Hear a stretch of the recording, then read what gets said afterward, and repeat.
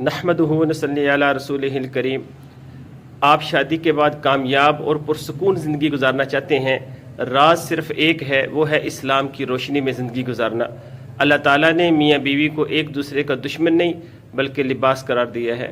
کیا مطلب ہے؟ جیسے لباس ہمارے جسم کے قریب ہوتا ہے، ایسے ہی میاں بیوی کا تعلق گہرا اور قریب ہوتا ہے۔ آپس میں محبت، اعتماد اور قربت شامل ہوتی ہے اور ایک دوسرے کے لیے سکون اور اطمینان کا ذریعہ ہوتے ہیں۔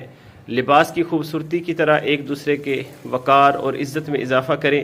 اللہ تعالیٰ نے لباس کا لفظ اس لیے استعمال کیا تاکہ ہمیں سمجھ آئے کہ میاں بیوی ایک دوسرے کی کمی کو پورا کرنے والے، عزت بڑھانے والے، سکون دینے والے اور تحفظ فراہم کرنے والے ہیں، اور اس رشتے کی بنیاد محبت، صبر اور سکون اور رحمت ہے، جیسا کہ اللہ تعالیٰ نے قرآن مجید میں ارشاد فرمایا سورۃ الروم میں ہے، تمہارے درمیان محبت اور رحمت رکھ دی۔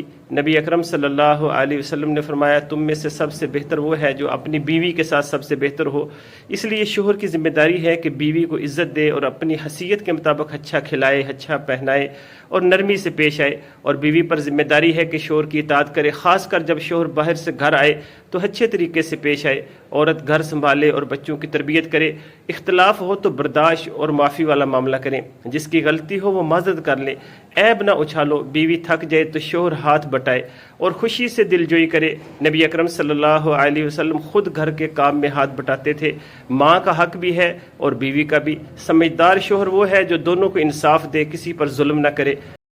جس گھر میں صبر، محبت اور دینداری ہو، وہ گھر دنیا میں بھی جنت ہے اور آخرت میں بھی جنت کا راستہ ہے۔ السلام علیکم۔